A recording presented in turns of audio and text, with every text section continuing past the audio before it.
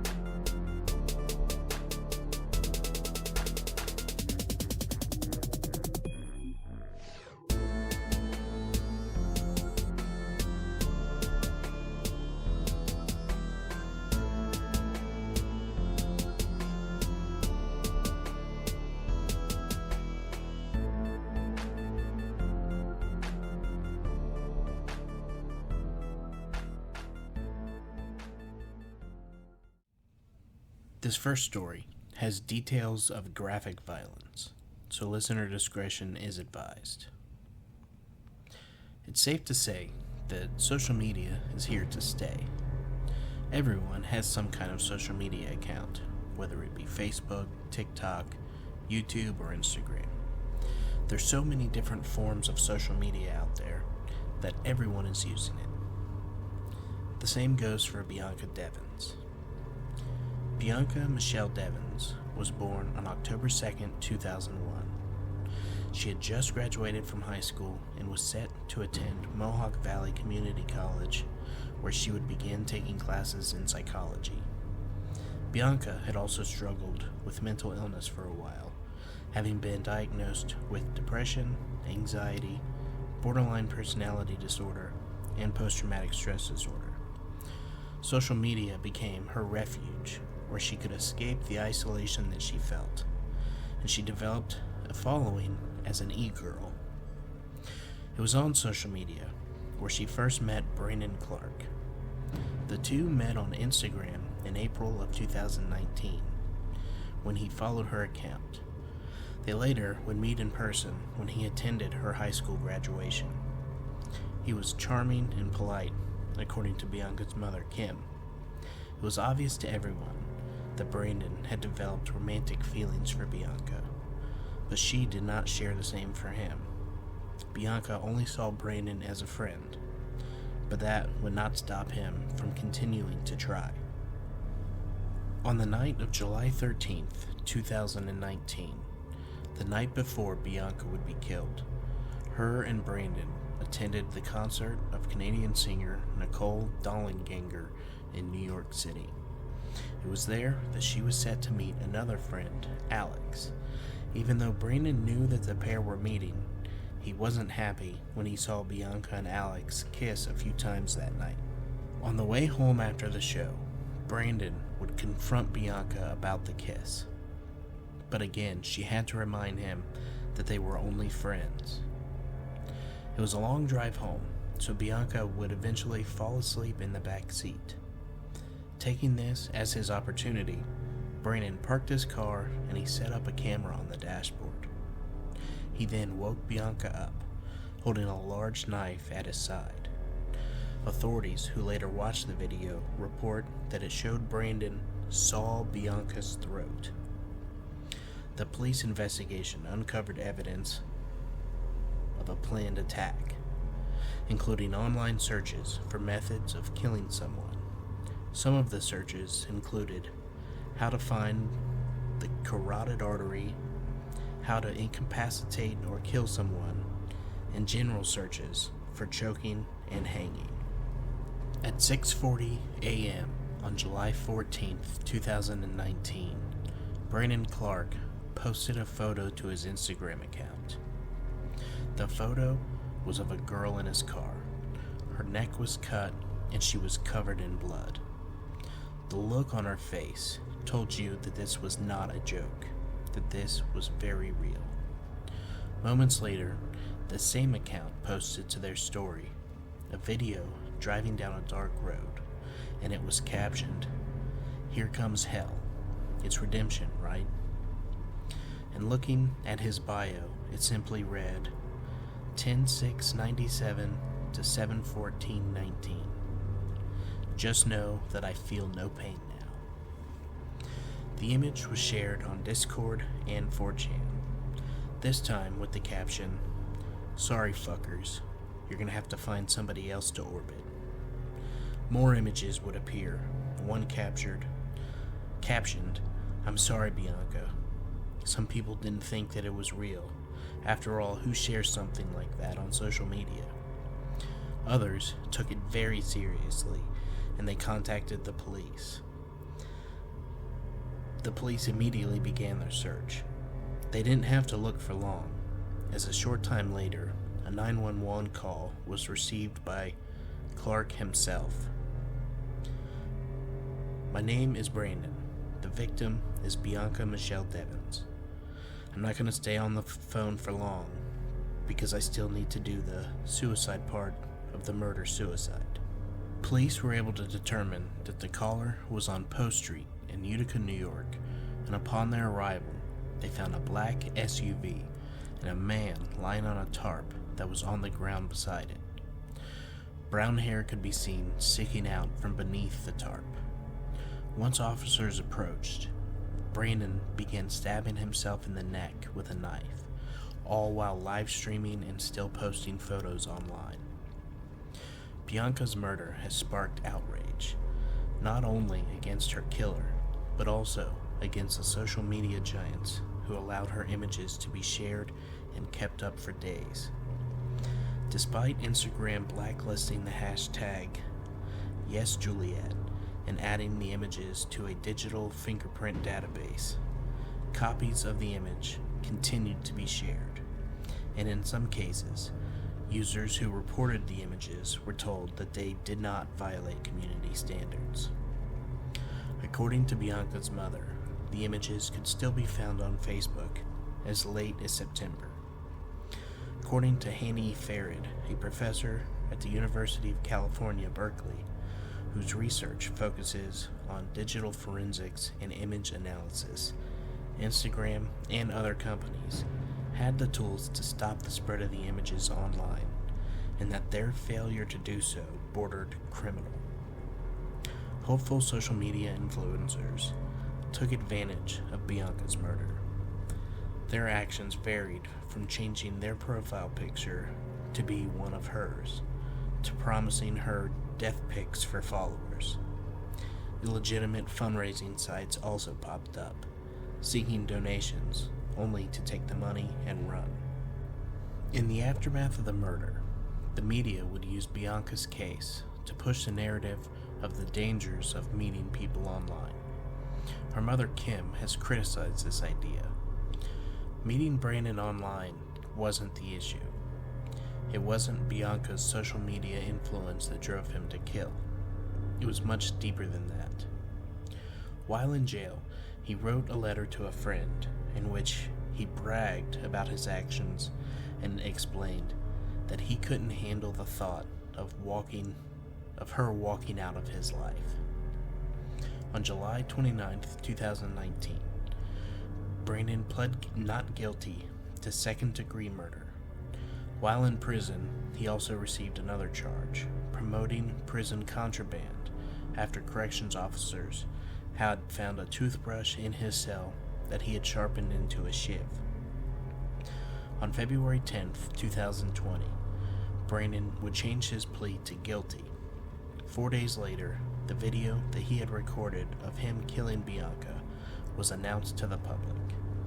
The existence of the video damaged his claims of blacking out and forgetting the details of her death. Brandon's sentencing was scheduled to take place on April 7th, but it was delayed due to the COVID-19 pandemic. During this time, he made the decision to withdraw his guilty plea, claiming that his attorney had failed him. His request was denied due to his admission of guilt. On March 16th, 2021, Brandon Clark was sentenced to 25 years to life in prison. Since then, Bianca's mother, Kim, and her attorney, Anthony Bredinski, called for increased monitoring of social media. In response, Instagram allowed users to block private messages from strangers. The social media giant also promised to share the results of an audit. However, results have yet to be shared. The attorney has requested the Federal Trade Commission to investigate the case for full accountability. On September 21st, 2020, the Devins family, along with their attorney, would introduce Bianca's Law. This legislation would require all social media platforms with more than $10 million in revenue and over 100,000 monthly users to establish an office dedicated to identifying and removing violent content that violates the platform's moderation standards. As of June 2022, Bianca's Law was passed in New York State. The law establishes criminal and civil penalties for publicly sharing personal images of crime victims. It was passed by Assemblywoman Marianne Buttershaw and Senators Joe Griffo and Diane Savino.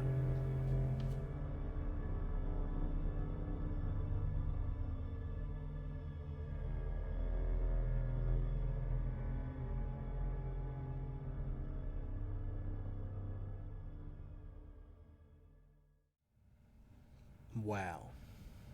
This is one of those stories that shows just how horrible people can be.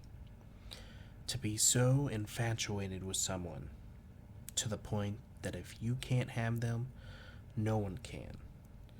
It is just so incredibly pathetic and sad. Then you have complete strangers to Bianca, sharing the photos and video of her brutal murder, just for likes on Facebook and Instagram. I'd say that the people who did that are just as bad as the guy who murdered that poor girl. Our next story comes from YourGhostStories.com, and it's about the author's demonic encounter at a slumber party.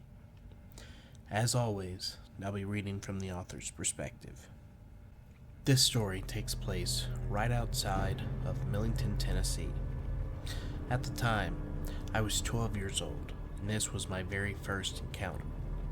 My best friend was going to have a slumber party to celebrate her 12th birthday. She had invited me and two other girls, and I was the eldest by a few months. We arrived in the same car, and the party started at about 7 o'clock. We started by eating cake and attempting to play Clue. Then we attempted to play Twister, and her mother went to bed. Her older brother was spending the night at his friend's house, about 20 miles away. Her mother told us to go to my friend's room, so we did. One of her other friends would tell us a ghost story, and then my friend did something that I regret to this day. She told us about her imaginary friend, and I knew that she was only trying to scare the other girls. She said that her friend showed up at midnight and left at 1 o'clock a.m. Then at midnight, it came. It started with me telling them I could tell when bad things were going to happen, and that I had seen a warning. They all got scared, but we were thirsty, so they went to the kitchen to get some drinks. Well, when I got halfway down the hall, I remembered that I forgot something in the room, and I went back to get it.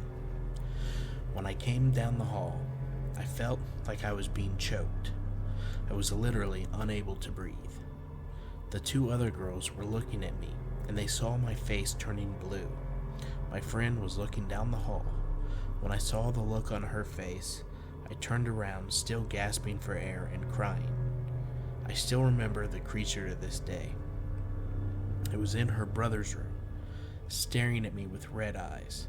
It was like a shadow, but it was tall and it had large bat wings. I turned away and I started being able to breathe again. But when I looked at the room again, the creature was gone. We all ran back to the room, shut and locked the door, and we put a chair under the door.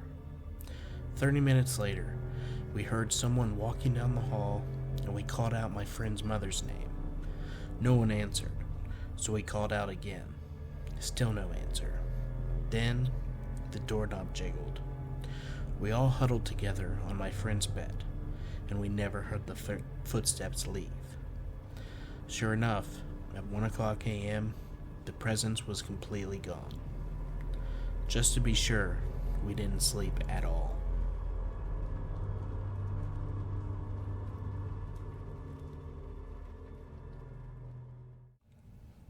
Our final story is about the author's haunted house. It was late spring or early summer of 2005 when I knew that something wasn't quite right in my humble little home. I would hear movement in the house, have the feeling of being watched, and the occasional touch, all while being alone in the house. I have had a few visitations in the past, but they came and left, and this one seemed to move in and make itself at home. Before we go any farther, let me give you a layout of my little home. My house is actually a 20-something-year-old house trailer that is just a couple of windstorms away from the recycling center. The layout is pretty standard. As you come in the front door, to the right is a small hallway. On the left is a bathroom, and to the end is a small bedroom. To the left is the living room, kitchen, dining room combination. On the far end is a small hallway that leads to the master bedroom with an attached bathroom. The back door is on the right before you reach the bedroom. We have a back porch, but no front porch. The first sighting that I had just finished mowing the front lawn and I came inside to take a break. When I stepped inside, I noticed that my wife wasn't in the living area, so I assumed that she was either in our bedroom or out on the back porch. I did what any good husband does, and I yelled, "Honey, where are you?" She answered and said that she was on the porch, so I proceeded to join her there. I had taken no more than 2 or 3 steps when I saw it. It appeared in the entranceway of the rear hall before you get to the back door. It was a gold-colored, circular-shaped disc about the size of a small saucer. It steadily grew in size until it was the size of a dinner plate and exploded. There wasn't any sound, but it didn't just disappear or fade away. It exploded. It lasted a minute, maybe 2, and it was over. I wasn't scared, just kind of stunned. I told the wife what had just happened. Of course she believed me, and we discussed what it could have been. We, maybe I should say I, didn't arrive at any answers, and that left me scratching my head, trying to figure this thing out. I didn't have long to wait, because the answer lay just around the corner. About a month or so later, I was on the back porch tinkering with my weed eater, and the missus was at her sister's house. I stepped inside to get another cup of coffee, and as I looked toward the living room, I saw her. There, standing in front of the television set, was a pretty little girl. She looked to be 8 or 9 years old, with shoulder-length, slightly curly brown hair. She was wearing a plain blue dress that came down past her knees, but not quite to her ankles. She had her head bowed like she was looking at the floor, or like a child does when they think that they're in trouble. I couldn't see her face, so I said, "Hello?" and she promptly disappeared. I still wasn't scared, But I was more than just stunned. I was intrigued and I wanted answers. You might say that it was this experience that brought me to this site, searching for answers. The wife and I discussed both of these incidents at length many times. One night, after I truly accepted her gift, she's a non-practicing empathetic medium, as being real, she looks at me and says, "Abigail." I guess I looked at her like I was confused, and she said, "Her name is Abigail, and she lived here."